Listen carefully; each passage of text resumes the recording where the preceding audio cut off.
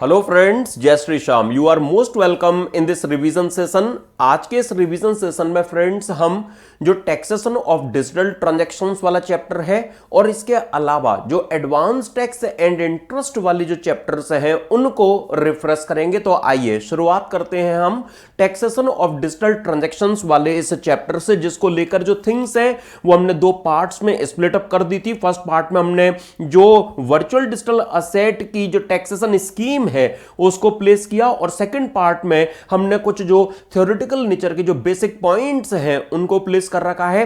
Mainly हमारा जो focus रहेगा वो एग्जामिनेशन पॉइंट ऑफ व्यू से जो मेनली रेलिवेंट है, that is virtual digital transactions की टैक्सेशन स्कीम, उसको रिफ्रेश करने पर हमारा इस रिवीजन सेशन में प्राइमरीली फोकस रहेगा। मैं आपको याद दिला दूं, वर्चुअल डिजिटल असेट के लिए in common parlance virtual digital asset means crypto asset और क्रिप्टो करेंसी एक्चुअली जो मनी लॉन्ड्रिंग या अदर फाइनेंशियल थ्रेट्स में या टेरर फंडिंग्स को कॉम्बैट मींस उसके अगेंस्ट में एक्ट करने वाली जो एक इंटरनेशनल बॉडी है, that is financial action task force, उन्होंने वर्चुअल डिजिटल असेट को as a digital representation of value define कर रखा है। हाँ, उनके अकॉर्डिंगली ये जो वर्चुअल डिजिटल असेट है इसको डिजिटली ट्रेड या ट्रांसफर किया जा सकता है या आप इसे इन्वेस्टमेंट या पेमेंट के लिए यूज कर सकते हैं। मेनली अगर मैं बात करूं टैक्सेशन स्कीम की तो सेक्शन 115BBH लॉ मेकर्स ने इस रिलेशन में जो लॉ में प्रोवाइड किया है, क्या मेंटेन उन्होंने वहां किया है कि वर्चुअल डिजिटल असेट के ट्रांसफर से अराइज होने वाली जो इनकम होगी वो इनकम 30% की फ्लैट रेट पर टैक्स के लिए चार्जेबल बनेगी, surcharge and cess as applicable. अब आप ये ध्यान रखें, यहां वर्चुअल डिजिटल असेट के ट्रांसफर से होने वाली इनकम पर यह सेक्शन केवल एप्लीकेबल होता है अगर सपोज असेसी को वर्चुअल डिजिटल असेट गिफ्ट में मिली हो तो हां वो अदर सोर्सेज में हम टैक्स करेंगे, लेकिन वहां स्लैब रेट स्ट्रक्चर वर्क करेगा, वहां बेसिक एग्जेम्पशन लिमिट भी मिल सकेगी, क्योंकि ये जो सेक्शन 115BBH है ये केवल वर्चुअल डिजिटल असेट के ट्रांसफर से अराइज होने वाली जो इनकम है उस पर एप्लीकेबल बनाया गया है। जब इस इनकम की कंप्यूटेशन हो रही होगी तो केवल कॉस्ट ऑफ एक्विजिशन की डिडक्शन असेसी को मिलेगी, उसके अलावा कोई भी एक्सपेंडिचर या कोई भी अलावेंस या कोई भी लॉस का सेट ऑफ वगैरह नहीं मिलेगा। इसी तरह से अगर वर्चुअल डिजिटल असेट के ट्रांसफर से इनकम की बजाय अगर लॉस निकल कर आ जाए तो वो लॉस डेड लॉस बनकर रह जाएगा, मतलब उसका कोई सेट ऑफ या आगे carry forward and set of allow नहीं किया जाएगा। तो मैं बस क्या कैरी करना था कि हां वर्चुअल डिजिटल असेट के ट्रांसफर का अगर सीन बनेगा तो हम चेक कर लेंगे जो मिला कंसीडरेशन है क्या असेसी के लिए उस वर्चुअल डिजिटल असेट की कोई कॉस्ट ऑफ एक्विजिशन रही थी, अगर रही थी वो तो माइनस कर देंगे, उसके बाद पॉजिटिव रिजल्ट आएगा तो 30% की फ्लैट रेट पर टैक्स कर दिया जाएगा, अगर नेगेटिव रिजल्ट मींस लॉस निकल कर आएगा तो that will not get any tax treatment under the income tax act. अब जस्ट एडिशनली कुछ चीजें मैं आपको और रिकॉल करा देता हूं कि ये जो इनकम है इसका नेचर क्या होगा। तो अगर वर्चुअल डिजिटल असेट को असेसी के द्वारा ऑर्डिनरी कोर्स ऑफ बिजनेस में अगर ट्रांसफर किया गया है, like as a trading asset उन्होंने हेल्ड किया है, तो होने वाली income trading income means PGBP head में चार्जेबल बनेगी। लेकिन जहां उन्होंने वर्चुअल डिजिटल असेट्स को as a trading asset held नहीं कर रखा है, मतलब वो बीडीए की डीलिंग के बिजनेस में एंगेज्ड नहीं है, तो ऐसे केस में उनको जो ट्रांसफर से अराइज होने वाली इनकम होगी वो कैपिटल गेन एड में चार्जेबल बनेगी। और ये तो अभी मैंने आपको रिफ्रेश कराई दिया कि बीडीए के ट्रांसफर में केवल कॉस्ट ऑफ एक्विजिशन की डिडक्शन मिलेगी। अगर आप कोई कॉस्ट ऑफ इंप्रूवमेंट, कोई एक्सपेंस ऑन ट्रांसफर, कोई भी सेक्शन 54F जैसी exemption, depreciation, other expense PGBP में अगर इनकम कंप्यूट हो रही है तो वहां लेना चाहेंगे, नहीं मिल पाएंगे। देन माय डियर फ्रेंड्स, क्या हम यहां पर कोई बेनिफिट बेसिक एग्जेम्पशन लिमिट का मिल सकता है? क्वेश्चन ही राइज नहीं होता। एक्चुअली जहां पर भी फ्लैट रेट का टैक्सेशन वर्क करता है, जैसे चैप्टर 12 में हाँ सेक्शन 110 से 115BBI तक जिस सीरीज में ये सेक्शन भी फॉल कर रहा है, वहां जहां पर इनकम पर फ्लैट रेट का टैक्सेशन अगर दिया गया है तो basic exemption limit is a part and parcel of slab rates structure. तो जहां पर नॉर्मल इनकम पर स्लैब रेट्स एप्लीकेबल हो रही होंगी तो वहां चलाना अपनी बेसिक एग्जेम्पशन लिमिट, जहां पर फ्लैट रेट का टैक्सेशन होगा वहां बेसिक एग्जेम्पशन लिमिट वर्क नहीं करेगी। लेकिन उन्हीं स्पेशल रेट्स वाले सर्टेन सेक्शंस में जैसे कैपिटल गेन्स चैप्टर में आप देखते हैं my dear friends, section 111A में जो एसटीडी के लिए चार्जेबल ट्रांजैक्शन से राइज होने वाला एसटीसीजी होता है, यूं तो उस पर 20% का फ्लैट रेट टैक्सेशन दिया गया है, लेकिन वहां पर यह कहा गया है कि अगर असेसी रेजिडेंट इंडिविजुअल या रेजिडेंट एचयूएफ है तो वो अपनी अनअवेल्ड बेसिक एग्जेम्पशन लिमिट का जो बेनिफिट है वो इन स्पेशल इनकम से क्लेम कर सकेंगे। इसी तरह से लॉन्ग टर्म कैपिटल गेन के टैक्सेशन वाले जो प्रोविजंस 112 एंड 12 आपको गिवन है, वहां पर स्पेसिफिकली ये बोला गया है कि अगर SSC resident, individual resident HUF अगर है तो वो अपनी अनअवेल्ड बेसिक एग्जामिशन लिमिट का बेनिफिट इस एलटीसीजी से अवेल कर सकेंगे। तो जहां स्पेसिफिकली गिवन होता है वहां पर स्पेशल रेट वाले जो टैक्सेशन प्रोविजन केस है वहां पर एसएससी को उस तरह की स्पेसिफिक सिचुएशन में जो बेसिक एग्जामिशन लिमिट का बेनिफिट है वो मिल पाता है, नॉर्मली नहीं। नॉर्मली जहां पर भी फ्लैट रेट का टैक्सेशन होगा वहां पर बेसिक एग्जामिशन लिमिट का बेनिफिट मिले, क्वेश्चन ही अराइज नहीं होता। देन जस्ट एडिशनली एग्जाम के लिए, तो हालांकि ये कम रेलिवेंट है, वर्चुअल डिजिटल असेट का मीनिंग भी मैं आपको रिफ्रेश करा देता हूं। देखिए वर्चुअल डिजिटल असेट का लॉ मेकर्स ने जो एग्जॉस्टिव सेंस में मीनिंग दिया हुआ है, सबसे पहले कोई भी इंफॉर्मेशन कोड, नंबर, टोकन जो बस इंडियन करेंसी या फॉरेन करेंसी ना हो, जिसको क्रिप्टोग्राफिक मींस या अदरवाइज जनरेट किया गया हो, जो डिजिटली अपनी वैल्यू रिप्रेजेंट करता हो, जैसे आप विद और विदाउट कंसीडरेशन एक्सचेंज कर सके, जिसको ट्रांसफर, स्टोर या ट्रेड इलेक्ट्रॉनिकली किया जा सकता हो। इसके अलावा कोई एनएफटी मतलब नॉन फंजिबल टोकन या अदर सिमिलर नेचर का टोकन जैसे किसी भी नेम से कॉल फॉर करो, लेकिन जिसको सेंट्रल गवर्नमेंट स्पेसिफाई करे, मतलब नोटिफाई करे, मतलब यहां पर जो ऑल एनएफटी है वो by default virtual digital asset consider नहीं किए जाएंगे। केवल वही एनएफटी वीडीए के लिए यहां क्वालिफाई कर पाएंगे जिनको सेंट्रल गवर्नमेंट नोटिफाई करेंगी। और सेंट्रल गवर्नमेंट के द्वारा इशू की गई नोटिफिकेशन का जो क्रक्स है वो क्या है कि यहां ऐसा एनएफटी इंक्लूड नहीं होगा जिसके ट्रांसफर का जो रिजल्ट है वो उस एनएफटी में जो अंडरलाइंग टेंजिबल असेट है उन पर ओनरशिप के ट्रांसफर का रिजल्ट रखे। वो ओनरशिप का जो ट्रांसफर है वो लीगली एनफोर्सेबल अगर हो, तो जहां पर अंडरलाइंग टेंजिबल असेट ही एक्चुअली अगर ट्रांसफर हो रही है तो वहां पर वर्चुअल नहीं एक्चुअल ट्रांसफर का सीन बन रहा है, तो वो एनएफटी का केस वीडीए में नहीं आएगा। इसके अलावा यहां वीडीए के मीनिंग में लॉ मेकर्स ने, माय डियर फ्रेंड्स, जो सेंट्रल गवर्नमेंट है उनको ये पावर भी दी हुई है कि आप कोई भी अदर डिजिटल असेट जिसको नोटिफाई करना चाहे वो भी यहां पर वीडीए कहलाएगी। और एक नया इंसर्शन हमें देखने को मिला, क्या कि कोई भी क्रिप्टो असेट जो डिजिटली अपनी वैल्यू रिप्रेजेंट करती हो, जो क्रिप्टोग्राफिकली सिक्योर्ड डिस्ट्रीब्यूटेड लेजर या अदर सिमिलर टेक्नोलॉजी पर रिलाय करती हो, किस लिए? ट्रांजैक्शन को वैलिडेट एंड सिक्योर करने के लिए। तो फिर वो केस चाहे ऊपर इन तीनों पार्ट्स में कहीं आए या ना आए, उसे भी हम वीडीए के मीनिंग में कवर कर रहे हैं। देन इसी डेफिनेशन में लॉ मेकर्स ने सेंट्रल गवर्नमेंट को यह पावर भी तो दी हुई है, क्या कि वो कोई भी डिजिटल असेट वीडीए की डेफिनेशन का क्राइटेरिया अदरवाइज फुलफिल करती हो, लेकिन सेंट्रल गवर्नमेंट ऑफिशियल गजट में नोटिफिकेशन इशू करके उसे वीडीए की डेफिनेशन से एक्सक्लूड कर सकती हैं। जैसे सेंट्रल गवर्नमेंट ने इस रिलेशन में एक नोटिफिकेशन इशू करके फॉलोइंग को यहां से आउट कर रखा है, जैसे कोई गिफ्ट कार्ड, वाउचर। हां माय डियर फ्रेंड्स, अब ये गिफ्ट कार्ड, वाउचर वगैरह जो है जिन्हें आप गुड्स और सर्विसेज ऑब्टेन करने में यूज कर सकते हैं या गुड्स और सर्विसेज परचेज करने के टाइम पर डिस्काउंट ऑब्टेन करने में यूज कर सकते हैं, तो हां ये गिफ्ट कार्ड और वाउचर भी डिजिटली अपनी वैल्यू रखते हैं, लेकिन इन्हें यहां हम वीडीए से आउट कर रहे हैं। इसी तरह से mileage point, reward point, loyalty card वगैरह एक्चुअली जो किसी award, reward, benefit, loyalty, incentive या रिवॉर्ड और प्रमोशनल प्रोग्राम में दिए जाते हो, लेकिन जिनको आप यूज कर सकते हैं केवल और केवल गुड्स और सर्विसेज ऑब्टेन करने के लिए या गुड्स और सर्विसेज के रिलेशन में डिस्काउंट ऑब्टेन करने के लिए, तो उन्हें हम वीडीए से बाहर कर रहे हैं। इसी तरह से अगर आप किसी वेबसाइट, प्लेटफॉर्म या ऐप पर अगर कोई सब्सक्रिप्शन अगर देते हैं, तो ऐसे केस में भले ही वहां आपकी वैल्यू क्रिएट होती हो उस पेमेंट से, लेकिन वो हम वीडीए की डेफिनेशन से यहां बाहर कर रहे हैं। और वीडीए की डेफिनेशन ये सिंप्लीफाइड मैटर में मैंने आपको और नोट्स में दे रखी है। देन अगर वर्चुअल डिजिटल असेट एसएससी को विदाउट कंसीडरेशन अगर रिसीव हो, लाइक एज अ गिफ्ट अगर मिले, या अगर उन्हें वीडीए के लिए उन्होंने जो कंसीडरेशन पे किया है, लेकिन उस वर्चुअल डिजिटल असेट की जो फेयर मार्केट वैल्यू हो, अगर उसमें से 50,000 रुपीज लेस करने के बाद जो फिगर आए, आपका पेमेंट उससे भी अगर कम है, मतलब आपको हैवी बेनिफिट हो रहा है, तो इस तरह के केस में आप अदर सोर्सेज हेड में टैक्स के लिए चार्जेबल कहलाएंगे। सेक्शन 56 सबसेक्शन 2 क्लॉज 10 के बारे में थोड़ा सा मैंने आपको बताया भी था कि जहां जो स्पेसिफाइड मूवेबल प्रॉपर्टी है उसमें वर्चुअल डिजिटल असेट को भी इंक्लूड कर लिया गया है। तो अगर आपको virtual digital asset as a gift मिले या अगर आप कंसीडरेशन के बदले में भी अगर उसे ले, लेकिन कंसीडरेशन का आपका पेमेंट अगर हमें उस वीडीए की एफएमबी में से 50,000 रुपीज माइनस करने के बाद आने वाली फिगर से भी अगर कम दिखेगा तो आपका अदर सोर्सेज में टैक्सेशन किया जाएगा।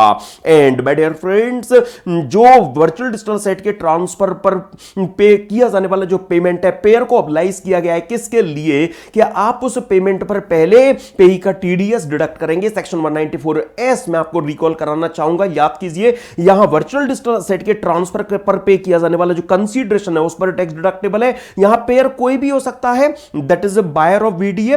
पेई का मतलब सेलर का रेसिडेंट होना जरूरी है। टीडीएस कंसीडरेशन को सेलर कंसीडरेशन को बायर के द्वारा अपने बुक्स ऑफ अकाउंट्स में सेलर के अकाउंट में क्रेडिट किया जाए या उसका एक्चुअल पेमेंट किया जाए, whichever is earlier TDS काटा जाएगा। अगर बायर अपनी बुक्स में अगर अमाउंट को पेई के अकाउंट दैट इज सेलर के अकाउंट की बजाय किसी तरह अकाउंट में भी अगर क्रेडिट करेंगे तो वो क्रेडिटिंग पेई के अकाउंट में क्रेडिटिंग मान ली जाएगी, टीडीएस पिक्चर में आ जाएगा। किस रेट से? 1% से।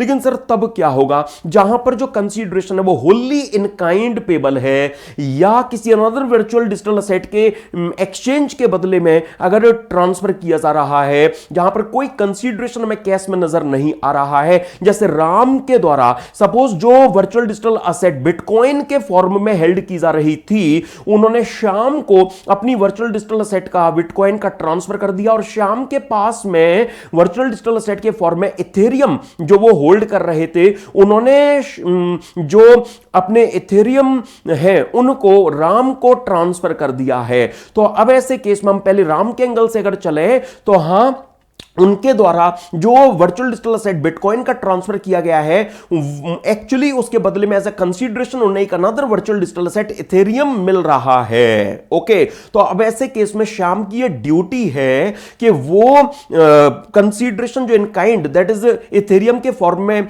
रिलीज करने जा रहे हैं, वो तब तक रिलीज ना करें जब तक कि वो इस बात से इंश्योर ना हो जाए कि राम ने जो उन्हें कंसीडरेशन के फॉर्म में इथेरियम मिल रहे हैं उसकी एफएमबी जो उनके लिए कंसीडरेशन शो कर रही है, उसके 1% का जो टीडीएस का अमाउंट बनता है उतना अमाउंट राम ने as an advance tax Government of India को पे कर दिया हो, उसकी चालान डिटेल्स वो श्याम को दे दें, तब श्याम उस कंसीडरेशन को जो इथेरियम के फॉर्म में वो राम को देने वाले हैं वो तब रिलीज करेंगे, नॉट बिफोर दैट। मतलब क्या कि जहां पर भी कंसीडरेशन होली इन काइंड या किसी अनदर वर्चुअल डिजिटल असेट के एक्सचेंज के बदले में अगर पे किया जा रहा है या अगर कंसीडरेशन इन काइंड या in partly in cash partly in kind pay किया जा रहा है, लेकिन कैश का जो पोर्शन है वो होल ट्रांसफर के रिस्पेक्ट में टीडीएस की लायबिलिटी को मेट आउट करने के लिए सफिशिएंट नहीं है, तो जो भी रिस्पांसिबल पेयर है वो इन काइंड कंसीडरेशन को रिलीज करने से पहले ये इंश्योर करेंगे कि जो कंसीडरेशन के रिस्पेक्ट में टीडीएस का अमाउंट बनता है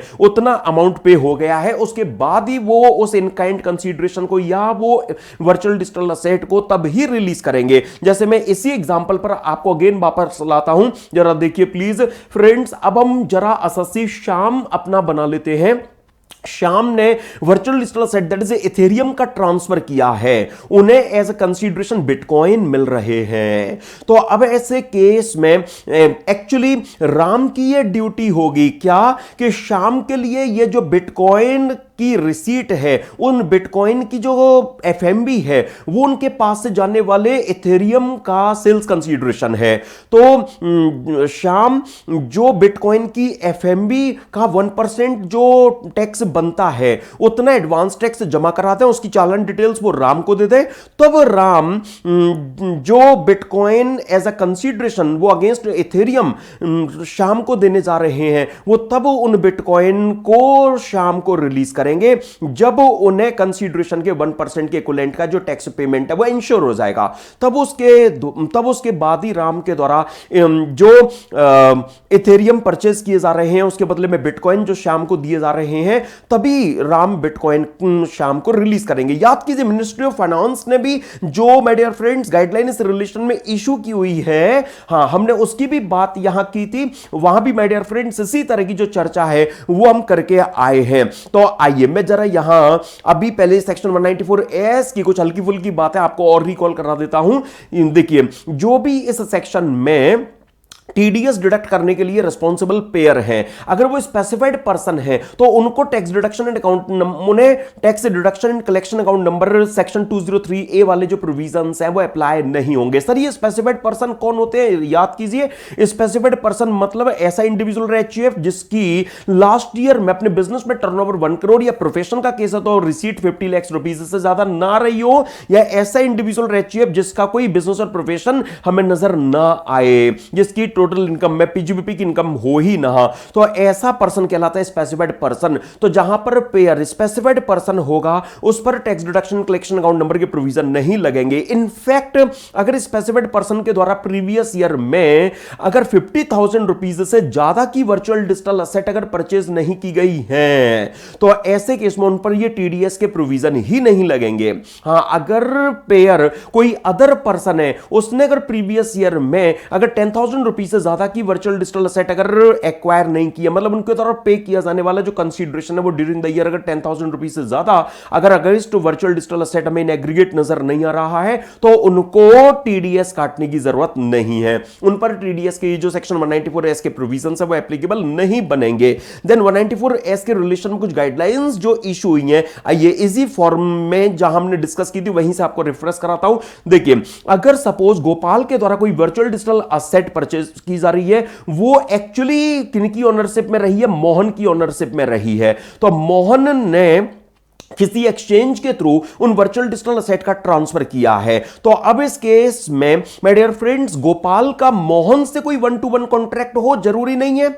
हां मतलब गोपाल का मोहन से कोई 1-to-1 कॉन्ट्रैक्ट ना हो बिल्कुल चांस बनता है। तो ऐसे केस में गोपाल एक्सचेंज को जो वर्चुअल डिजिटल असेट के कंसीडरेशन जब पे करेंगे तो गोपाल एक्सचेंज का कोई टीडीएस नहीं काटने लगेंगे, बल्कि एक्सचेंज के द्वारा जो वर्चुअल डिजिटल असेट का कंसीडरेशन मोहन को जब पे किया जाएगा तो उस कंसीडरेशन पर एक्सचेंज के द्वारा मोहन का जो टीडीएस है वो डिडक्ट किया जाएगा। तो मतलब क्या कि टीडीएस किसका कटेगा? वर्चुअल डिजिटल असेट के ओनर का कटेगा। एक्सचेंज उन वर्चुअल डिजिटल असेट का ओनर नहीं था, मोहन ओनर है, तो ओनर को पेमेंट के लिए जो रिस्पॉन्सिबल पेयर में नजर आएंगे दैट इज एक्सचेंज, वो टीडीएस के लिए यहां लायबल कहलाएंगे। लेकिन इसमें एक से ज्यादा लेयर भी हो सकती है, जैसे वो केस भी रिकॉल कीजिए प्लीज जरा। अगर ऐसा कोई केस बने कि जहां पर गोपाल के द्वारा एक्सचेंज से वर्चुअल डिजिटल असेट परचेज की जा रही है, उनके ओनर भले ही मोहन रहे हैं लेकिन मोहन ने एक ब्रोकर के थ्रू ट्रांसफर किया है, ओके उनकी अप्रोच ब्रोकर तक है और ब्रोकर ने एक्सचेंज के थ्रू उन वर्चुअल डिजिटल असेट का ट्रांसफर किया। तो गोपाल तो उन वर्चुअल डिजिटल असेट का कंसीडरेशन जब एक्सचेंज को पे करेंगे तो गोपाल तो एक्सचेंज का टीडीएस नहीं काटेंगे।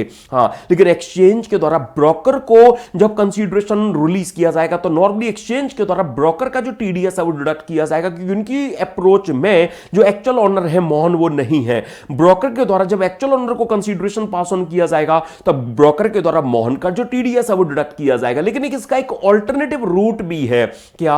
मिनिस्ट्री ऑफ फाइनेंस ने ये यहां पर ऑल्टरनेटिव रूट दिया कि अगर एक्सचेंज और ब्रोकर के बीच में एक राइटिंग में ये एग्रीमेंट हो जाए जिसमें ब्रोकर ये इंश्योर कर रहे हैं कि ऑनर को किए जाने वाले पेमेंट पर वो टीडीएस डिडक्ट कर रहे हैं, हां तो उस केस में एक्सचेंज के द्वारा ब्रोकर का जो टीडीएस है वो डिडक्ट नहीं किया जाएगा। एक अंडरटेकिंग इस रिलेशन में एक्सचेंज ब्रोकर से ले लेंगे जिसमें ब्रोकर ये अंडरटेकिंग दे रहे होंगे कि हां उनके द्वारा जो टीडीएस है वो एक्चुअल ओनर का काट लिया जा रहा है, तो फिर एक्सचेंज के द्वारा ब्रोकर का जो टीडीएस है वो डिडक्ट नहीं किया जाएगा। यही सिचुएशंस थी माय डियर फ्रेंड्स जो हमने यहां पर डिस्कस की थी। देन बायर, जहां पर वर्चुअल डिजिटल असेट के ओनर अगर एक्सचेंज खुद है तो फिर बायर वो एक्सचेंज से जब उन वर्चुअल डिजिटल असेट को परचेज करेंगे तो और उसका कंसीडरेशन जब वो एक्सचेंज को देंगे, तो अब तो एक्सचेंज अगर वर्चुअल डिजिटल असेट के खुद ओनर है तो अब बायर उनका सेक्शन 194S में जो टीडीएस है वो डिडक्ट करके गवर्नमेंट को जमा कराएंगे।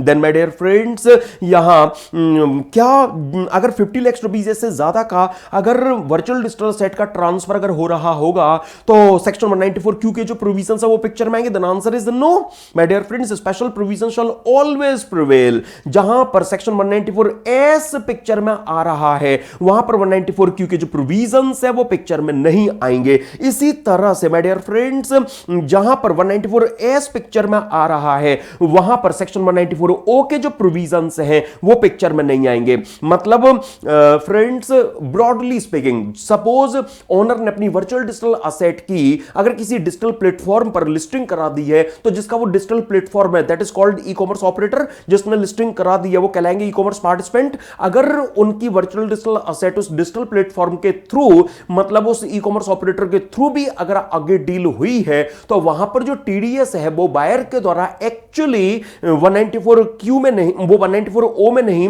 बल्कि 194 एस में डिडक्ट किया जाएगा। मतलब टीडीएस का जो प्रोविजन है जहां पर 194 ओ के प्रोविजंस भी पिक्चर में अगर आ रहे होंगे तो प्रायोरिटी हम वहां पर सेक्शन 194 एस को देंगे। Okay, special provision shall always prevail. Then my dear friends यहां एक और चीज मैं आपको रिकॉल करा दूं कि जो टीडीएस डिडक्ट करने की बात होगी एक्चुअली उसके लिए जो कंसीडरेशन हम लेंगे वो जीएसटी या कोई अदर चार्जेस कंसीडरेशन का यहां पार्ट नहीं बनाएंगे। कंसीडरेशन मतलब मिनिस्ट्री ऑफ फाइनेंस ने कहा नेट कंसीडरेशन पर जो 194 एस में टीडीएस है वो होगा। देन फ्रेंड्स जहां पर एक्सचेंज के द्वारा पेमेंट या फिर बायर के द्वारा पेमेंट अगर पेमेंट गेटवे के थ्रू अगर रूट किया जा रहा है तो क्या पेमेंट गेटवे भी टीडीएस के लिए यहां पर और लाइबेबल कहलाएंगे? नहीं माय डियर फ्रेंड, जो एक्सचेंज या बायर हैं वो एक्चुअली 194 एस में टीडीएस काटेंगे। अगर पेमेंट गेटवे के थ्रू अगर रूट हो रहा है तो वो पेमेंट गेटवे को और अलग से टीडीएस काटने की जरूरत नहीं पड़ेगी। इसका हमने केस बनाकर माय डियर फ्रेंड्स डिस्कस किया भी था रेगुलर बैच में, और मेनली टीडीएस चैप्टर में 194 ओ के टाइम पर इसका ज्यादा यूज हमें देखने को मिलता है। यहां तो केवल इतना आप कैरी कर लें कि पेमेंट गेटवे पर टीडीएस के जो प्रोविजंस है वो अलग से एप्लीकेबल नहीं होंगे। देन माय डियर फ्रेंड्स कुछ प्रोसेडुरल नेचर की चीजें हैं वो मैं आपको रेफरेंस करा देता हूं। देखो जहां पर स्पेसिफाइड पर्सन अगर पेयर हैं, सपोज उन्होंने 50,000 रुपए से ज्यादा की जो वर्चुअल डिजिटल असेट है वो परचेज किए हैं, हाँ तो टीडीएस के प्रोविजन लगेंगे, हाँ तो वो टीडीएस के लिए लायबल पेयर बनेंगे। तो उन्होंने जिस मंथ में टीडीएस डिडक्ट किया उस मंथ के क्लोज में से 30 डेज में उनके द्वारा उस टीडीएस को जमा कराया जाएगा। इसके लिए चालान फॉर्म में फॉर्म 26 से क्यूई और यही अपने आप में क्वार्टरली रिटर्न भी उनकी मान लिया जाएगा। मतलब उन्होंने टीडीएस जिस मंथ में डिडक्ट किया उस मंथ के क्लोज होने से 30 डेज में उन्होंने ये फॉर्म 26 से क्यूई से उसे टीडीएस को जमा करा दिया। मतलब उनकी क्वार्टरली रिटर्न भी फर्निश हुई मान ली जाएगी। अलग से कोई क्वार्टरली रिटर्न उन्हें फर्निश करने की जरूरत नहीं पड़ती। देन जहां पर डिडक्टर एक्सचेंज है तो माय डियर फ्रेंड्स एक्सचेंज के द्वारा मार्च मंथ में अगर टीडीएस काटा गया होगा या अगर डिडक्टर सपोज कोई अदर पर्सन है, ओके लाइक ब्रोकर वगैरह है, तो उन्होंने मार्च मंथ में टीडीएस काटा होगा तो 30 अप्रैल तक वो टीडीएस जमा कराना है। और अगर फर्स्ट 11 मंथ्स में टीडीएस काटा अप्रैल टू फरवरी तो जिस मंथ में टीडीएस काटा उस मंथ के क्लोज होने से 7 डेज के अंदर अंदर जमा कराना है। एक्सचेंज को टीडीएस की क्वार्टर रिटर्न फॉर्म 26 क्यूएफ में और किसी अदर पर्सन लाइक ब्रोकर वगैरह को टीडीएस की क्वार्टर रिटर्न फॉर्म 26 क्यू में सबमिट करनी होती है। जो एक्चुअली क्वार्टरली रिटर्न है वो फर्स्ट 3 क्वार्टर्स के लिए एंड ऑफ क्वार्टर से 1 मंथ में और लास्ट क्वार्टर की जो क्वार्टरली रिटर्न है वो 31 मई तक फर्निश करना रिक्वायर्ड बनती है। और my dear friends TDS certificate issue करने की जहां तक टाइम लिमिट है तो जो क्वार्टरली रिटर्न की टाइम लिमिट होती है बस वो उस टाइम लिमिट के बाद 15 डेज के अंदर अंदर जो टीडीएस सर्टिफिकेट है वो ट्रसेस पोर्टल से डाउनलोड करके जो डिडक्ट है उसको पकड़ा दिया जाता है। यही बात यहां पर भी वर्क करती है। तो चाहे स्पेसिफाइड पर्सन डिडक्टर है या कोई अदर डिडक्टर है जो भी उनके लिए my dear friends TDS return की टाइम लिमिट रही होगी उससे 15 डेज के अंदर अंदर उन्हें जो टीडीएस का स्टेटमेंट है मतलब टीडीएस सर्टिफिकेट वो ट्रसेस पोर्टल से डाउनलोड करके उन डिडक्टी को पकड़ा देना होता है। एंड ये यही तक जो चीजें हैं मेनली एग्जाम के लिए तो वो रेलिवेंट है। कुछ मैंने बेसिक रीडिंग पर्पस से कुछ पॉइंट्स है जो आपको और नोट्स में दे रखे हैं जिनको हमने रेगुलर बैच में डिस्कस भी किया था, आपको याद होगा। ये सारी जो चीजें हैं वे जस्ट एडिशनली मैंने आपको रीडिंग पर्पस के लिए प्रोवाइड कर रखी जो एग्जाम के लिए फ्रैंकली स्पीकिंग लीस्ट रेलिवेंट है, लेकिन आपको एक बड़ा आइडिया इनका हो जाए इसके लिए मैंने ई कॉमर्स क्या होता है, एक्चुअली डिजिटल इकोनॉमी में बिजनेस जब कंडक्ट किया जाता है तो वो ट्रेडिशनल कोर्स में कंडक्ट किए जाने वाले बिजनेस से कैसे डिफरेंट होता है। आप याद कीजिए फ्रेंड्स, जैसे traditional course of business course में जब बिजनेस रन किया जाता है तो वहां पर फिजिकल प्रेजेंस ऑफ गुड्स हमें देखने को मिलेगा। ट्रेडिशनल मतलब जैसे कोई पर्सन है वो अपनी शॉप रन कर रहा है तो वहां फिजिकल प्रेजेंस ऑफ गुड्स हमें देखने को मिलेंगे। हाँ, जो ई कॉमर्स ट्रांजैक्शंस हैं उनमें माय डियर फ्रेंड्स बायर को क्या पता है कि सेलर जो ऑर्डर मेरा बुक कर रहा है उसके पास में भी फिजिकल प्रेजेंस ऑफ गुड्स है भी या नहीं है, राइट? वो तो ऑनलाइन ऑर्डर प्लेस कर रहा है।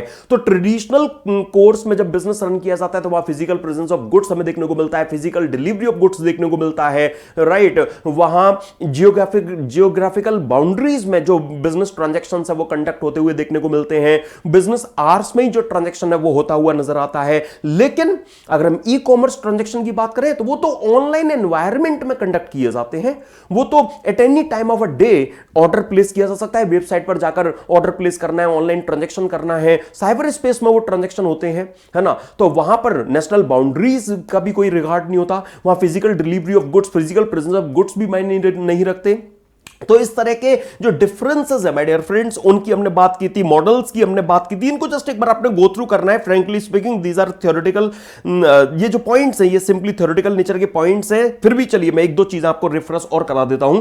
जैसे जो डिजिटल इकोनॉमी से related my dear friends taxation issues हैं, जैसे डिजिटल इकोनॉमी अभी मैंने आपको बताया था ना फ्रेंड, जहां पर पेमेंट है ना, ऑर्डर प्लेस करना, ये जनरली हमें साइबर स्पेस में मतलब ऑनलाइन एनवायरमेंट में देखने को मिलते हैं। अब डिजिटल इकोनॉमी में जो टैक्सेशन इश्यूज अराइज होते हैं वो बेसिकली क्या अराइज होते हैं? सबसे ज्यादा नेचर ऑफ पेमेंट को कैरेक्टराइज करना, इनफैक्ट जो taxable transaction activity and taxing jurisdictions उनके बीच में nexus that is link establish करना, जो ट्रांजैक्शन एक्टिविटीज को लोकेट करने में डिफिकल्टी आती है, टैक्स पेयर को आइडेंटिफाई करने में डिफिकल्टी आती है कि कहां ट्रांजैक्शन किया गया, कहां पर उसको टैक्स किया जाए, कौन एक्चुअल टैक्स पेयर है।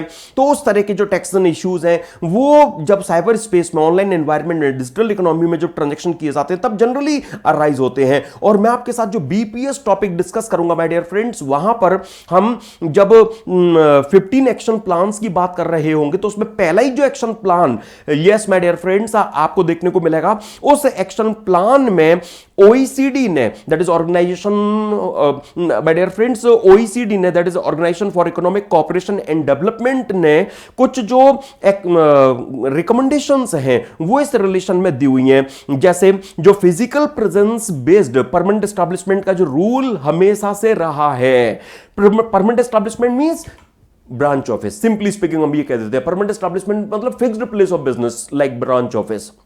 तो जो हमेशा से ओरिजिनली जो physical presence based permanent establishment rule रहा है, अब उसे मॉडिफाई किया जाना चाहिए। अब उसे न्यू डिजिटल रियलिटी से वो रिकॉन्साइल कर सके, इस तरह से उसमें मॉडिफिकेशन लाया जाना चाहिए। जैसे अगर कोई एंटरप्राइज अगर फुल्ली डिमेटेरियलाइज्ड एक्टिविटी कैरी ऑन कर रही है तो उसकी किसी कंट्री में फिजिकल प्रेजेंस ना सही, लेकिन अगर डिजिटल प्रेजेंस है, सिग्निफिकेंट डिजिटल प्रेजेंस है, तो फिर उस कंट्री में उसका परमानेंट एस्टैब्लिशमेंट ट्रीट किया जाना चाहिए। पहली रिकमेंडेशन इस तरह की माय डियर फ्रेंड्स ओईसीडी ने दी। इसके अलावा जो वर्चुअल फिक्स्ड पी का जो रूल है, जो कॉन्सेप्ट है, वो इंट्रोड्यूस किया जाए। मतलब सपोज एक्स लिमिटेड मान लेते हैं अपना जो बिजनेस है वो अपनी वेबसाइट से रन कर रही है, लेकिन वो वेबसाइट सपोज उनकी किसी कंट्री वाई में, वाई इनकॉर्पोरेशन है, उनके सर्वर पर लोकेटेड है।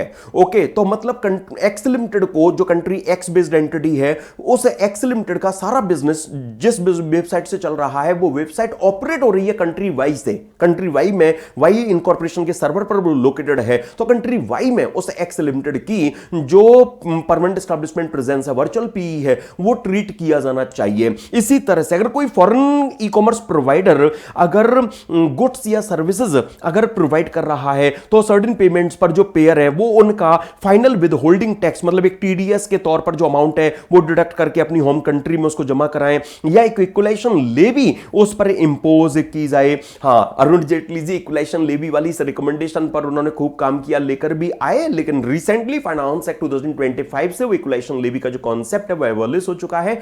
अब वो इन इंडिया इन्फोर्स नहीं रहा है। ओके फ्रेंड्स, तो ये कुछ रिकमेंडेशंस मैंने आपके साथ में जो डिस्कस की थी वो मैंने यहां क्विकली रिफ्रेश कराई। बाकी ये जो बातें हैं ये मेनली आपको वर्चुअल जो बीपीएस टॉपिक हम डिस्कस करेंगे उसमें देखने को मिलेंगी। तो यस माय डियर फ्रेंड्स, मुझे आपके साथ में प्राइमरली जो वर्चुअल डिजिटल असेट की टैक्सेशन स्कीम है वही एग्जाम के लिए ज्यादा रेलिवेंट है, उसको मेनली आपको रिफ्रेश कराना था, उसको मैंने यहां पर आपको थॉरोली रिफ्रेश करा दिया है। और आइए अब हम रुक करेंगे थोड़ा आगे का, और आगे अब मैं एडवांस टैक्स चैप्टर आपको आइए रिफ्रेश करा देता हूं। यस फ्रेंड्स, जो एडवांस टैक्स चैप्टर है उसमें सबसे पहले जो चार्जिंग नेचर की चीजें हैं वो रिकॉल कीजिए कि अगर किसी एसएससी की एडवांस टैक्स लायबिलिटी अगर 10,000 रुपीज से अधिक होगी तो वही एडवांस टैक्स पे करने के लिए लायबल बनाया गया है। राइट ना फ्रेंड्स? यस, अगर किसी पर्सन की एडवांस टैक्स लायबिलिटी 10,000 रुपीज से ज्यादा होगी तो उसी को सेक्शन 208 में एडवांस टैक्स पे करने के लिए लायबल बनाया गया है। नॉर्मली किसी सस्पेंड ईयर के लिए उससे जो इमीडिएटली प्रीसीडिंग फाइनेंशियल ईयर होगा उसके दौरान एडवांस टैक्स पे करना रिक्वायर्ड बनता है। लेकिन अगर एसएससी रेजिडेंट इंडिविजुअल हैं जिनकी माय डियर फ्रेंड्स पीजीबीपीएड में कोई इनकम नहीं है, तो ऐसा कोई इंडिविजुअल जो सीनियर सिटीजन है, जो 60 ईयर्स से ज्यादा की एज अटेन कर चुके हैं, जिनको हम कहते हैं रेजिडेंट, जिनको हम कहते हैं माय डियर फ्रेंड्स वास्तव में सीनियर सिटीजन, तो उनको एडवांस टैक्स पे करने से यहां रिलैक्स किया गया है। बस उनकी पीजीबीपीएड में कोई इनकम नहीं होनी चाहिए। चलो, अब नॉर्मल केस में जहां एसएससी की एडवांस टैक्स लायबिलिटी 10,000 रुपीज से ज्यादा होगी तो आप कहते हो कि एडवांस टैक्स पे करने के लिए वो रिक्वायर्ड होगा। लेकिन ये एडवांस टैक्स लायबिलिटी कैसे कैलकुलेट की जाएगी? तो इसके लिए आप करंट ईयर इनकम को एस्टिमेट करके इनफोर्स रेट अप्लाई करके उनकी एडवांस टैक्स लायबिलिटी कंप्यूट करेंगे। माय डियर फ्रेंड्स, जैसे आप रिटर्न फर्निश करने के टाइम पर एसएससी की total income tax liability compute करते हैं, बिल्कुल उसी तरह से आप एसएससी की जो एडवांस टैक्स लायबिलिटी है वो कंप्यूट करेंगे। हां, बस रिटर्न फाइलिंग के टाइम पर हमारे पास में प्रीवियस ईयर क्लोज हो चुका होता है, एक्चुअल डाटा होते हैं। यहां पर advance tax liability at inception compute की जा रही होगी, तो एस्टिमेटेड डाटा के बेस पर जो ये वर्किंग है वो की जाएगी। अगर एसएससी की कोई एग्रीकल्चर इनकम भी है तो ऐसे केस में उसको भी एडवांस टैक्स लायबिलिटी कंप्यूट करने के टाइम पर कंसीडर किया जाएगा। माय डियर फ्रेंड्स, हर एक पार्ट के लिए जो केस स्टडी है वो हमने बनाकर डिस्कस की थी, आपको याद होगा, हमने बैकग्राउंड कमेंट्री डिस्कस की। देन इसके बाद में my dear friends advance tax liability में एग्रीकल्चर इनकम का इन्वॉल्वमेंट डिस्कस किया, senior citizen based situation discuss की। मेनली एडवांस टैक्स का पेमेंट एसएससी के लिए 4 इंस्टॉलमेंट्स में जो रिक्वायर किया गया है 15 जून तक, वो अपने एडवांस टैक्स लायबिलिटी का एटलीस्ट 15%, 15 सितंबर तक 45%, 15 दिसंबर तक 75% और 15 मार्च तक 100% एडवांस टैक्स लायबिलिटी पे करने के लिए रिक्वायर्ड है। लेकिन इसका एक एक्सेप्शन भी है कि अगर एसएससी 44 एडी या 44 एडीए में अगर अपनी इनकम डिक्लेयर कर रहे हैं तो उनको पहली 3 इंस्टॉलमेंट में कुछ भी पे करने की जरूरत नहीं है। वो 15 मार्च को अगर अपनी tax liability as an advance tax pay कर दें इवन इन 1 इंस्टॉलमेंट तो उनके लिए काफी होगा। राइट, नॉर्मली 15 मार्च तक आपको इतना एडवांस टैक्स पे करना है। लेकिन अगर आप 15 मार्च के बाद लेकिन 31 मार्च से पहले अगर कोई टैक्स पे करेंगे तो वो भी एडवांस टैक्स की पेमेंट कहलाएगी। देन नॉर्मली तो एसएससी की ड्यूटी है कि वो वॉलंटरली अपने एडवांस टैक्स पे करे। लेकिन लॉ मेकर्स ने असेसिंग ऑफिसर को भी इनेबल बनाया है, किसके लिए? कि जहां एसएससी पर अगर किसी अर्लियर ईयर के लिए कोई असेसमेंट अगर हो रखा है एंड एओ का ये ओपिनियन है क्या कि एसएससी एडवांस टैक्स पे करने के लिए लायबल है, तो एओ एक ऑर्डर पास करके एसएससी को एडवांस टैक्स पे करने के लिए रिक्वायर कर सकते हैं। उस ऑर्डर में वो एडवांस टैक्स का अमाउंट स्पेसिफाई करेंगे। इसके लिए वो एसएससी की पहले करेंट ईयर इनकम एस्टिमेट करेंगे और उसके लिए वो करेंट ईयर से जो लेटेस्ट प्रीसीडिंग ईयर होगा जिसका एसएससी का असेसमेंट हो रखा होगा उस लेटेस्ट प्रीसीडिंग ईयर की असेस्ड इनकम लेंगे और उस असेस्ड इनकम लिए जाने वाले ईयर से किसी सब्सिक्वेंट ईयर की जो रिटर्न्ड इनकम है उसको कंसीडरेशन में वो लेंगे विच एवर इज हायर। मतलब फ्रेंड्स, अगर एसएससी के लिए एओ अगर ऑर्डर बनाने जा रहे हैं तो जो भी करेंट प्रीवियस ईयर से जो लेटेस्ट प्रीसीडिंग ईयर जिसका असेसमेंट हो रखा हो, तो असेसमेंट भले इसका भी हो रखा है इसका भी हो रखा है, तो हम इसका नहीं बल्कि जो लेटेस्ट मतलब नियरेस्ट प्रीसीडिंग ईयर है उसकी जो असेस्ड इनकम है वो बेस बनाएंगे और उसके सब्सिक्वेंट जो प्रीवियस ईयर होंगे उन सब्सिक्वेंट प्रीवियस ईयर में से किसी प्रीवियस ईयर की जो रिटर्न्ड इनकम है वो एओ कंपैरिजन के लिए यूज करेगा। जैसे याद कीजिए एग्जांपल्स हमने सारी चीजें डिस्कस की थी कि अगर केवल इसी साल के लिए असेसमेंट हुआ है इसके बाद असेसमेंट हुआ ही नहीं है, हां तो वो लेटेस्ट प्रीसीडिंग ईयर की असेस्ड इनकम होगी और उसके बाद में रिटर्न्ड इनकम हमारे पास में एक से अधिक सब्सिक्वेंट ईयर क्लियर किए, तो ईओ रेवेन्यू का पर्सनल है, वो जिस ईयर की रिटर्न इनकम ज्यादा होगी उसको कंसीडरेशन में लेगा कंपैरिजन के लिए। बहरहाल यहां जो एसएससी के लिए assessing officer advance tax liability specify करता हुआ जब वो ऑर्डर बना रहे होंगे तो उसमें ना सिर्फ एडवांस टैक्स का अमाउंट वो स्पेसिफाई करेंगे, बल्कि उसमें वो किस तरह से एसएससी से एडवांस टैक्स का पेमेंट कराना चाहते हैं वो इंस्टॉलमेंट भी स्पेसिफाई करेंगे। लेकिन वो ऑर्डर प्रीवियस ईयर में कभी भी पास कर सकते हैं 1 मार्च से पहले, मतलब लास्ट डे ऑफ फरवरी तक वो उस ऑर्डर को पास कर सकेंगे, नॉट बिफोर दैट। अब सपोज एओ ने तो ऑर्डर पास करके उसमें एक अमाउंट स्पेसिफाई कर दिया कि आपको ये एडवांस टैक्स इस तरह से पे करना है, लेकिन एसएससी के अकॉर्डिंगली जिनकी एडवांस टैक्स लायबिलिटी है वो ज्यादा है, तो ज्यादा के लिए तो गवर्नमेंट के पास हमेशा जगह है, हाँ आप उस एक्सेस सम को बिल्कुल पे कर सकते हैं। अगर आपके अकॉर्डिंगली लायबिलिटी कम है तो आप एओ को इंटीमेट कीजिए और अपने एस्टिमेशन के हिसाब से जो अमाउंट बनता है उसको पे कर दीजिए। अब एओ ने 210 में जो ऑर्डर पास किया, ना एसएससी ने कोई इंटीमेशन दी, ना एओ के ऑर्डर के अकॉर्डिंगली एसएससी ने पेमेंट किया, तो वो एसएससी इन डिफॉल्ट कहलाएगा। एसएससी इन डिफॉल्ट के जो collection recovery and refund chapter में जो दो कॉन्सिक्वेंस है 220 सबसेक्शन 2 का इंटरेस्ट, 221 की पेनल्टी, उनके लिए एसएससी लायबल कहलाएगा। सपोज एसएससी ने 210 के ऑर्डर के अकॉर्डिंगली अगर अमाउंट पे कर भी दिया है, पहली 2 इंस्टॉलमेंट में एसएससी ने सपोज कोई एडवांस टैक्स पे नहीं किया था, उसके बाद जब एओ का ऑर्डर आया तो एसएससी ऑर्डर के हिसाब से पेमेंट करने लगे, तो पहली 2 इंस्टॉलमेंट में क्यों नहीं पे किया था आपने टैक्स, उसके लिए तो जो इंटरेस्ट है वो एसएससी पर स्टिल लेवी हो ही सकेगा। देन फ्रेंड्स एडवांस टैक्स के बाद में आइए इंटरेस्ट से रिलेटेड जो चीज है वो मैं आपको रिफ्रेश कराता हूं। सबसे पहले अगर किसी एसएससी के पार्ट पर रिटर्न फाइलिंग में अगर डिफॉल्ट होता है तो उसके लिए इंटरेस्ट के जो प्रोविजंस गिवन है कहां, सेक्शन 234 ए में, वो रिफ्रेश कीजिए।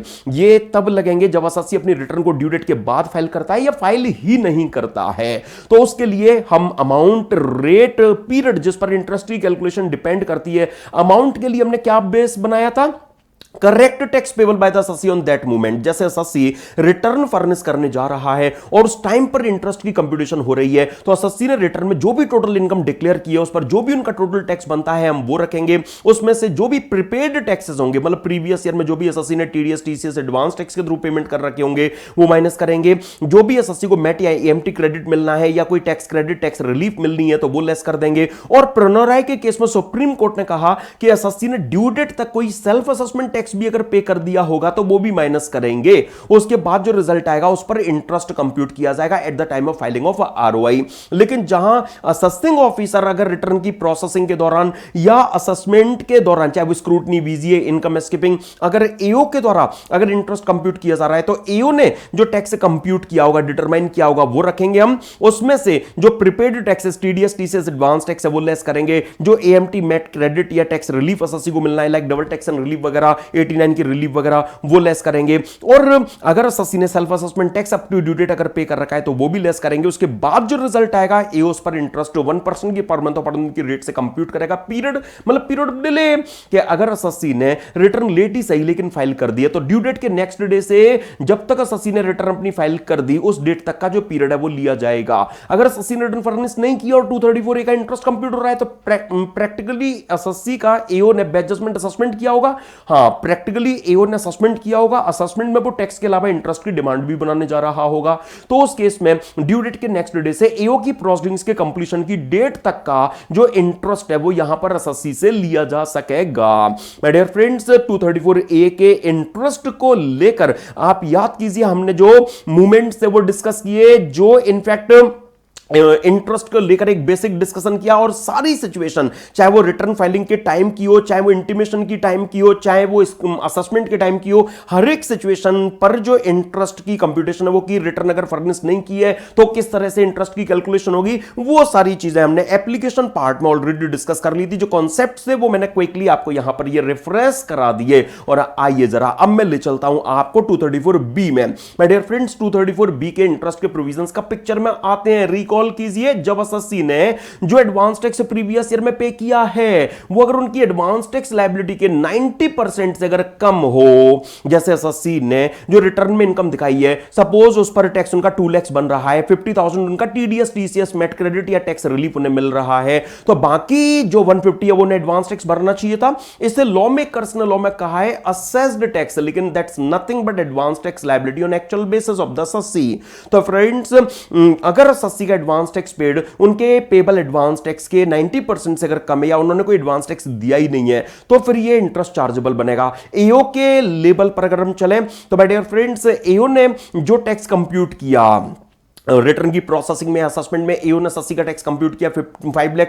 एओ को पता लगा कि एसएससी का टीडीएस टीसीएस रहा है 50,000 का, बाकी कोई tax credit tax relief suppose नहीं मिल रहा है, तो रिमेनिंग जो अमाउंट है 4,50,000 अकॉर्डिंग टू एओ वो एसएससी का एडवांस टैक्स पेबल बनता है। अगर उसके 90% तक अगर एसएससी ने एडवांस टैक्स पे कर दिया होगा तो ये इंटरेस्ट नहीं लगेगा। अगर उससे कम एसएससी एडवांस टैक्स पेमेंट होगा या एसएससी ने कोई एडवांस टैक्स दिया ही नहीं होगा तो ये जो इंटरेस्ट है वो लेविएबल बनेगा। अब इंटरेस्ट की कंप्यूटेशन हम कैसे करेंगे माय डियर फ्रेंड्स, जिस पॉइंट ऑफ टाइम पर हम इंटरेस्ट कंप्यूट कर रहे हैं उस पॉइंट ऑफ टाइम के जो पर्टिकुलर्स है वो बेस बनाएंगे। जो 234B का इंटरेस्ट है वो 1 अप्रैल से कंप्यूट होता है, 1% की रेट से लगाया जाता है और ये कंपनसेटरी नेचर का इंटरेस्ट है। जब तक आप गवर्नमेंट का जितना सम अपने साथ ब्लॉक्ड करके रखोगे उस पीरियड ऑफ ब्लॉकेज के लिए आप ये इंटरेस्ट पे करने के लिए लायबल बनोगे। मतलब अब यहां पर जैसे अगर एसएससी के द्वारा अगर अपनी रिटर्न फर्निशिंग के टाइम पर सपोज 234B के इस इंटरेस्ट की कंप्यूटेशन अगर हो रही है तो उस टाइम पर एसएससी का जो करेक्ट टैक्स पेबल है एसएससी ने रिटर्न में जो टोटल इनकम दिखाई उस पर जो उनका टोटल टैक्स बन रहा है उसमें से जो उनका टीडीएस टीसीएस हो वो माइनस कर दीजिए, जो एडवांस टैक्स हो वो माइनस कर दीजिए, कोई टैक्स क्रेडिट टैक्स रिलीफ अगर मिलनी हो तो वो माइनस कर दो। ये एसएससी के साथ 1 अप्रैल को रेवेन्यू की ब्लॉकेज कहलाएगी। इस पर 1% से एसएससी इस अमाउंट का जब पेमेंट कर देगा, लाइक रिटर्न फर्निशिंग के टाइम पर वो इसका पेमेंट कर देगा तभी रिटर्न फाइल हो पाएगी। 140A में डिस्कस किया था ना हमने, ये रिटर्न बाद में फाइल होगी, पहले आपको टैक्स इंटरेस्ट जमा कराना होता है। तो एसएससी ने जब वो टैक्स पे कर दिया तब तक का ये जो इंटरेस्ट है वो उन पर चार्ज किया जाएगा। लेकिन असेसिंग ऑफिसर के द्वारा अगर इंटरेस्ट की कंप्यूटेशन अगर की जा रही हो, जैसे सपोज एसएससी की रिटर्न की प्रोसेसिंग हो रही है और एओ अब 234B का इंटरेस्ट कंप्यूट करने जा रहे हैं, तो ऐसे केस में हम चेक करेंगे क्या एसएससी ने प्रीवियस ईयर के क्लोज होने के बाद में कोई tax like self assessment tax के तौर पर कोई अमाउंट पे कर रखा है क्या। अगर कर रखा है तो मतलब उतना रेवेन्यू उसने रिलीज कर दिया तो कैलकुलेशन वहीं पर स्प्लिट होगी। फिर उस केस में जो कैलकुलेशन है वो वहीं पर स्प्लिट होगी। जैसे सपोज एओ एसएससी के लिए रिटर्न की प्रोसेसिंग कर रहे थे, उन्होंने 143(1) में टैक्स डिटरमाइन कर लिया एसएससी का, टीडीएस टीसीएस एडवांस टैक्स के तौर पर गवर्नमेंट को जो एसएससी से मिल गया, उसके बाद में कोई tax credit tax relief SSC को अगर मिलनी थी तो वो माइनस हम कवर कर देंगे। इससे अकॉर्डिंग टू एओ एसएससी के साथ में 1 अप्रैल को रेवेन्यू की जो ब्लॉकेज है वो पता लग जाएगी। जब एसएससी ने थोड़ा बहुत ही सही जो भी पेमेंट किया, उस पेमेंट की डेट तक का जो पीरियड है वो लिया जाएगा, 1% की रेट से जो इंटरेस्ट है वो एसएससी पर निकाला जाएगा। अब आगे का जो पीरियड है उस आगे के पीरियड में एसएससी ने जो थोड़ा बहुत भी सही पेमेंट किया वो माइनस और कर देने के बाद जो बचा हुआ ब्लॉक्ड समय उस पर आगे के पीरियड से आगे के पीरियड के लिए जो इंटरेस्ट है वो कंप्यूट किया जाएगा। उसी 1% से पेमेंट के नेक्स्ट डे से स्टार्ट करके एओ अपने प्रोसीडिंग्स के कंप्लीशन की डेट तक का जो इंटरेस्ट है वो वहां कंप्यूट कर पाएगा। और इन दोनों ही पार्ट्स में जो इंटरेस्ट निकल कर आया हम उसका सम एग्रीगेट करेंगे, वो एसएससी का टोटल इंटरेस्ट 234B का माय डियर फ्रेंड्स कहलाएगा। आप रिकॉल कीजिए 234B को लेकर हमने जो बेसिक पॉइंट्स डिस्कस किए थे एसएससी के लेवल पर माय डियर फ्रेंड्स 234B के इंटरेस्ट की कैलकुलेशन कैसे होगी, एओ के लेवल पर इंटरेस्ट की जो कैलकुलेशन है उसको कैसे अंजाम दिया जाएगा, my dear friends part wise जो इंटरेस्ट की कंप्यूटेशन है वो कैसे की जाएगी।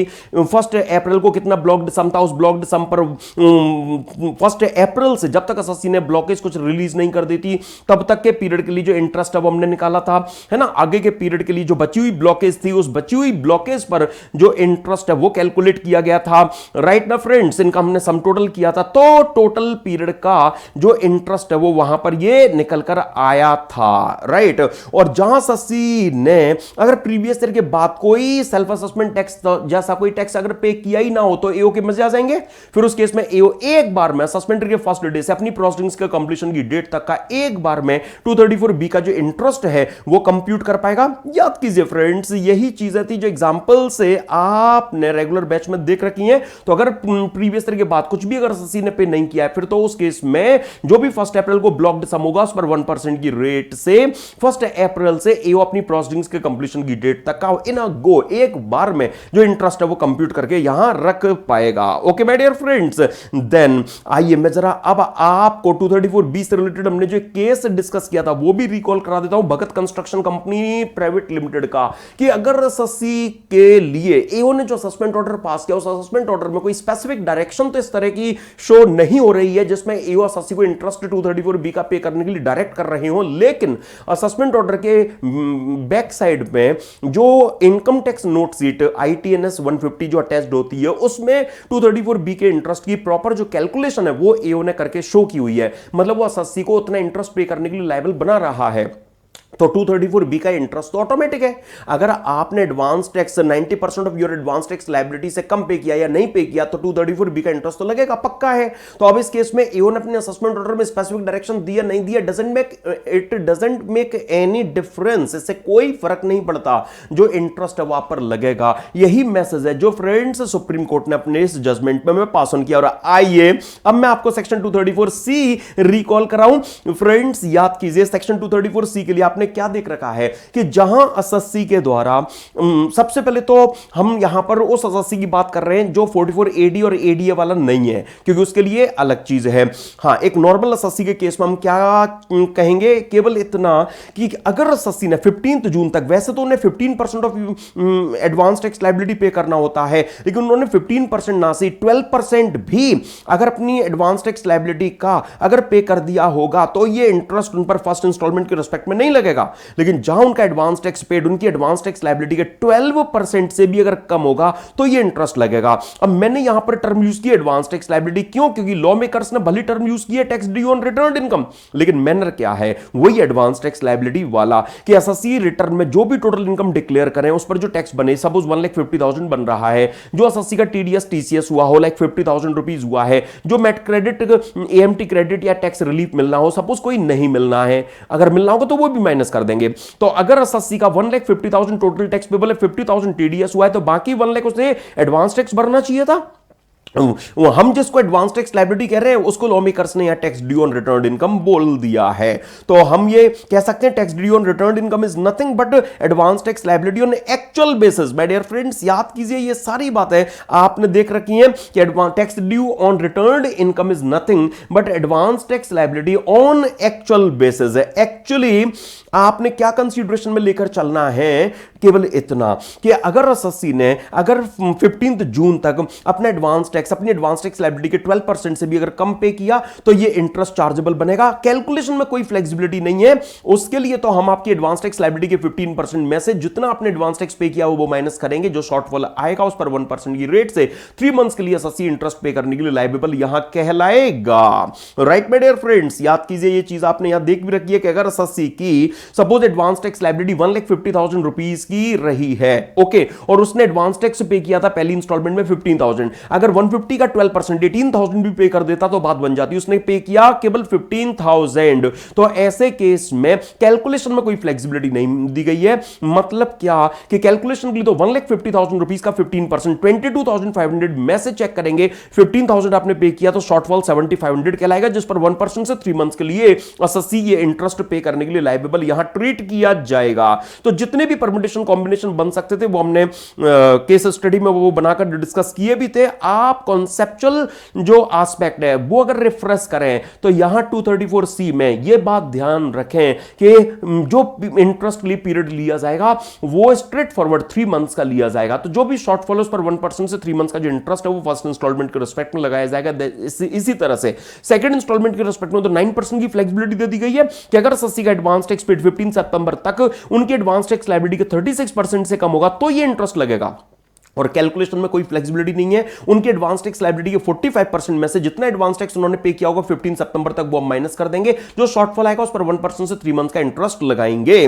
देन माय डियर फ्रेंड्स 15 दिसंबर तक कायदे से उन्हें अपनी एडवांस टैक्स लायबिलिटी का 75% पे कर देना चाहिए था। उन्होंने जितना पे किया वो माइनस करके हम जो डिफरेंस आएगा उस पर 1% से 3 मंथ्स का इंटरेस्ट उन पर चार्ज करेंगे। और 15 मार्च तक तो उन्हें अपनी एडवांस टैक्स लायबिलिटी का 100% पे कर देना चाहिए था। उन्होंने अगर कम पे किया तो जितना शॉर्टफॉल होगा उस पर 1% से केवल 1 मंथ का इंटरेस्ट लगेगा। एक्चुअली 15 मार्च तक जो नहीं आया, लॉ मेकर्स को उम्मीद है कि वो 31 मार्च तक आ जाएगा, इसलिए उस पार्ट ऑफ मंथ के वो 1 मंथ यहां पर बनाकर इंटरेस्ट लिया जा रहा है। 1 अप्रैल से 234B का मीटर जो स्टार्ट हो जाना है, राइट। तो 234C के इंटरेस्ट के लिए अगर हम अपना एसएससी वो मान लें जो 44AD और ADA के अकॉर्डिंगली अपनी इनकम डिक्लेयर करता है, तो उसको तो 15 मार्च तक अपना पूरा एडवांस टैक्स भरना होता है। उसने अगर कम पे किया होगा तो जितना भी शॉर्टफॉल रहा होगा उस पर 1% की रेट से ये जो 1 मंथ का इंटरेस्ट है वो उस पर लगाया जाएगा। अब यहां लॉ मेकर्स ने हर जगह टर्म यूज की हुई है क्या, tax due on returned income. अब रिटर्न्ड इनकम तो तब पिक्चर में आएगी ना जब रिटर्न फर्निश होगी। तो अगर किसी एसएससी ने रिटर्न अपनी फर्निश की नहीं है, ना ड्यू डेट पर, ना ड्यू डेट से पहले, ना ड्यू डेट के बाद में, कभी रिटर्न फर्निश की नहीं है, तो उस केस में 234C का इंटरेस्ट नहीं लगेगा। लेकिन रिटर्न फाइल नहीं करोगे तो 234A तैयार बैठा है लगने के लिए। ओके, अब फ्रेंड्स याद कीजिए, नॉर्मली अगर किसी एसएससी के द्वारा अपनी एडवांस टैक्स की 1 और मोर इंस्टॉलमेंट पे कर दी गई, बाद में उन्हें कोई नई इनकम अगर हुई तो उस नई इनकम को कंसीडरेशन में लेकर एसएससी की जो एडवांस टैक्स लायबिलिटी इंक्रीज होगी उससे उसका अर्लियर इंस्टॉलमेंट के रिस्पेक्ट में जो पेमेंट है वो अगर शॉर्ट नजर आएगा तो वो इंटरेस्ट के लिए वहां लायबल कहलाएगा। राइट लेकिन इसके एक्सेप्शन है, क्योंकि देखिए हमने डिस्कस किया था ना फ्रेंड्स कि जब tax due on returned income की बात करते हैं आप, तो रिटर्न तो प्रीवियस ईयर के क्लोज होने के बाद में फाइल होती है, हां, और तब तक सारी इनकम पिक्चर में आ चुकी होती है। तो कोई नई आपने एडवांस टैक्स की 1 और मोर इंस्टॉलमेंट दी, उसके बाद कोई नई इनकम हुई तो वो इनकम भी तो रिटर्न जब आप फर्निश करोगे तो रिटर्न इनकम में इंक्लूड होगी ना, उसका टैक्स भी तो रिटर्न इनकम के टैक्स में इंक्लूड होगा ना। हां, तो मतलब क्या, आपने स्टार्टिंग में एस्टीमेट बेसिस पर 1 और मोर इंस्टॉलमेंट एडवांस टैक्स की दे दी, उसके बाद कोई नई इनकम हुई तो आप उस नई इनकम को कंसीडरेशन में लेकर अपनी रिवाइज्ड एडवांस टैक्स लायबिलिटी के हिसाब से आगे की इंस्टॉलमेंट पे कर भी देते हो, तभी भी आप पर प्रीसीडिंग इंस्टॉलमेंट के रिस्पेक्ट में इंटरेस्ट की लायबिलिटी अराइज होगी। कैसे, वो रेगुलर बैच में मैंने पूरा केस बनाकर आपके साथ ये डिस्कस किया भी था, लेकिन इसका एक्सेप्शन मुझे आपको रिकॉल कराना है कि जहां पर अगर एसएससी को वो नई इनकम कैपिटल गेन की हो या कैजुअल इनकम हो या पीजीबीपी में फर्स्ट टाइम उनको इनकम होने जा रही हो, ओके, उन्होंने कोई बिजनेस नया स्टार्ट किया, पहली बार उन्हें बिजनेस इनकम होने जा रही है, या उन्हें 222E में रेफर्ड डीम्ड डिविडेंड को छोड़कर अगर कोई डिविडेंड की इनकम अगर हुई हो, अगर वो नई इनकम ऐसी कोई इनकम है, तो ऐसे केस में आप पर प्रीसीडिंग इंस्टॉलमेंट के रिस्पेक्ट में 234C के इंटरेस्ट के प्रोविजन आप पर अप्लाई नहीं होंगे। आप बस क्या करें, आप जो अब उस नई इनकम के बाद की जो इंस्टॉलमेंट है उन इंस्टॉलमेंट्स को रिवाइज करके उन रिमेनिंग इंस्टॉलमेंट में आप अपनी उन्हें नई इनकम का जो टैक्स है वो जमा करा दें। अगर कोई इंस्टॉलमेंट ड्यू नहीं है, मतलब आपको वो नई इनकम 16 मार्च से 31 मार्च के बीच में हुई है, तो आप 31 मार्च तक जो उन नई इनकम का जो टैक्स है वो जमा करा दें, तो आपकी जो अर्लियर इंस्टॉलमेंट है वो डिस्टर्ब नहीं होंगी, उनमें इंटरेस्ट पे करने के लिए आपको लायबल नहीं बनाया जाएगा। तो 234C के एक्सेप्शनल नेचर के जो प्रोविजंस है वो आपने ये रेफरेंस किया। और अब मैं आपको 234A और B के जो स्पेशल प्रोविजंस है वो रिकॉल करा देता हूं। देखिए फ्रेंड्स, जो आपने 234A और B के जो अभी तक जो प्रोविजंस रेफरेंस किए थे वो तो नॉर्मल प्रोविजंस थे। अगर मैं 147 से उनको कनेक्ट करूं, इनकम एस्केपिंग असेसमेंट रीअसेसमेंट की पावर जहां पर असेसिंग ऑफिसर को मिली हुई है, अगर किसी प्रीवियस ईयर के रिस्पेक्ट में सपोज असेसी ने कोई रिटर्न फर्निश नहीं की थी, तो प्रोसेसिंग वो क्वेश्चन ही राइज नहीं होता, उस पर कोई असेसमेंट भी नहीं हुआ है, उसकी कोई एस्केप्ड इनकम अनटैक्स्ड इनकम को डिडक्ट हुई, वो पहली बार 147 में असेसी का असेसमेंट करने जा रहा है, तो वहां पर इंटरेस्ट लगाने की जब बात आएगी तो 234A और B के जो हमने अभी तक नॉर्मल प्रोविजन रिफ्रेश किए वही पिक्चर में आएंगे, स्पेशल नहीं। लेकिन जहां एसएससी ने रिटर्न पहले फर्निश कर दी थी और एओ ने उनकी रिटर्न की प्रोसेसिंग कर इंटीमेशन भेज भी दी है, तो एओ ने उस प्रीवियस ईयर के लिए एक एक्ट कर रखा है। अब उसके बाद अगर एस्केप्ड इनकम एसएससी की एओ को डिटेक्ट हुई और उसके लिए उन्होंने 147 में केस ओपन किया, तो इंटीमेशन असेसमेंट ऑर्डर नहीं कहलाती, 143(1) असेसमेंट में नहीं आता। ये सारी बात असेसमेंट प्रोसेस चैप्टर में आप फुल फ्लेश्ड वे में देखेंगे। वहां हम Rajesh Jhaveri Stock Brokers Private Limited का एक सुप्रीम कोर्ट का केस भी डिस्कस करेंगे। तो अब अगर एओ को कोई नई इनकम पता लगी भी है तो एओ 147 में इनकम एस्केपिंग असेसमेंट करेंगे, लेकिन ये एओ का सेकंड एक्ट है।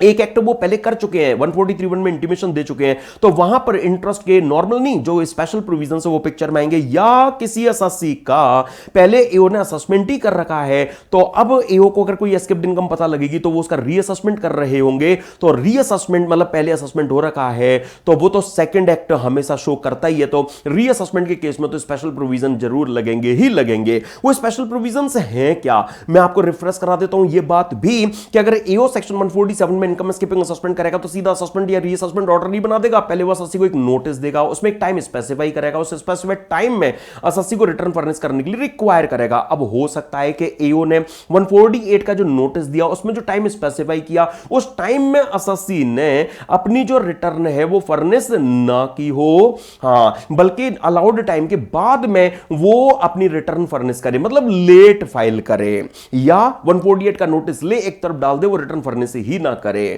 एओ की सेहत पर कोई फर्क नहीं पड़ना, क्योंकि एओ ने तो आपकी जो एस्केप्ड इनकम है वो डिटेक्ट कर ली होगी, तभी उसने इनकम एस्केपिंग असेसमेंट स्टार्ट किया है, तो वो तो रीअसेसमेंट ऑर्डर बनाएगा ही बनाएगा।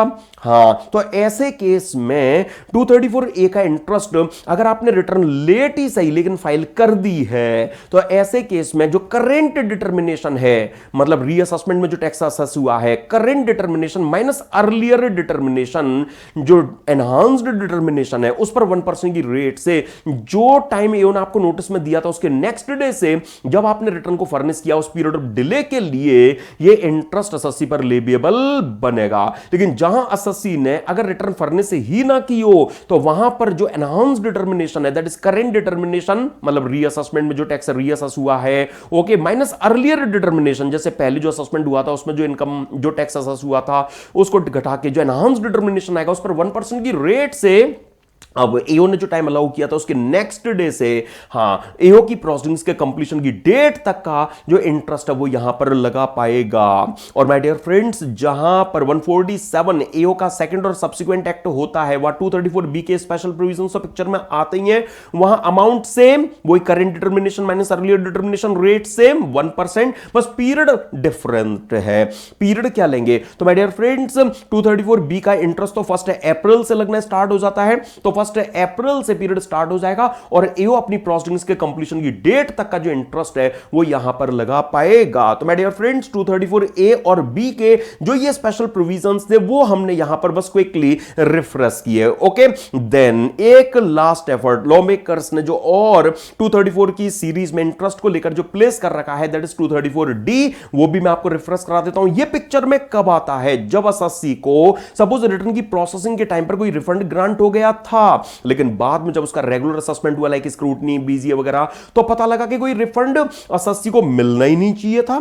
ओके, या एसएससी को जो रिफंड मिलना चाहिए वो जितना उसको ग्रांट हो चुका है उससे कम बनता है, तो मतलब उसको एक्सेसिव ग्रांट हो गया है, अननेसेसरी ग्रांट हो गया है ना। तो ऐसे केस में जो रिफंड है वो तो उससे वापस लिया ही जाएगा, जितना भी एक्सेस उसको ग्रांट हो गया है या जितना उसको अननेसेसरी ग्रांट हो गया है, ओके, कि कोई रिफंड बनता ही नहीं था उसको ग्रांट हो गया है, या जितना बनता था उससे ज्यादा ग्रांट हो गया है, तो वो रिफंड, वो एक्सेस या वो रिफंड तो उससे वापस लिया ही जाएगा, उसके साथ में एक इंटरेस्ट भी उनसे रिकवर किया जाएगा, क्योंकि फंड की अपॉर्चुनिटी कॉस्ट होती है, राइट। फाइनेंस एक्ट 2003 से यशवंत सिन्हा जी ये क्यों लेकर आए वो सारा हमने कमेंट्री और केस स्टडी से डिस्कस किया भी था ना। अब एक्चुअली जो रिफंड उनको रॉन्गली ग्रांट हो गया था वो तो वापस लिया ही जाएगा, उस पर एक 0.5% पर मुतबादल की रेट से इंटरेस्ट भी उनसे रिकवर किया जाएगा। एक्चुअली वो किस पीरियड के लिए लिया जाएगा? जिस डेट पर उन्हें वो रिफंड ग्रांट हो गया था, जब से वो उस फंड को एंजॉय कर रहे हैं, वो date of grant of refund से एओ अपनी प्रोसीडिंग्स के कंप्लीशन की डेट तक का जो इंटरेस्ट है वो उनसे रिकवर कर पाएगा। अब ये कोई भी इंटरेस्ट 234A to D तक के आपने जो देखे वो टैक्स पर जब कंप्यूट करते हैं तो हम टैक्स में my dear friends surcharge and cess include करके लेंगे, टैक्स की जो फिगर लेंगे वो नियरेस्ट 100 तक राउंड ऑफ करेंगे, है ना। हाँ, जो भी फ्रैक्शन ऑफ 100 होगा वो इग्नोर कर देंगे। अब यहां पर चाहे फ्रैक्शन ऑफ 100 35 है, 50 है या 99 ही क्यों ना हो, आप नियरेस्ट 100 से कंफ्यूज मत हो जाना, या नियरेस्ट नेक्स्ट 100 नहीं लिखा, यहां नियरेस्ट नेक्स्ट 100 नहीं लिखा है माय डियर फ्रेंड्स, और यहां क्या लिखा है? Any fraction of 100 shall be ignored. तो मतलब चाहे 35 हो या 50 हो या 90 हो, 99 हो, हम उसको इग्नोर कर देंगे। जो रिजल्टेंट अमाउंट है वो माय डियर फ्रेंड्स ये यहां पर लिया जाएगा। तीनों ही एग्जांपल में 42,000 रुपीस की फिगर ली जाएगी। छोटा सा पॉइंट था लेकिन गलती ना हो जाए इसके लिए मैंने आपको ये भी यहां पर रिफ्रेश करा दिया। तो मैं अब कह सकता हूं कि हां, हमने टैक्सेशन ऑफ डिजिटल ट्रांजैक्शंस की जो जान थी, टैक्सेशन स्कीम ऑफ वीडीए, जो एडवांस टैक्स एंड इंटरेस्ट के प्रोविजंस थे वो यहां रिफ्रेश कर लिए। मिलेंगे हम एक अगले और नए रिवीजन सेशन में एक नए टॉपिक को रिफ्रेश करने के लिए। तब तक के लिए good bye to you, take care, thanks a lot to you.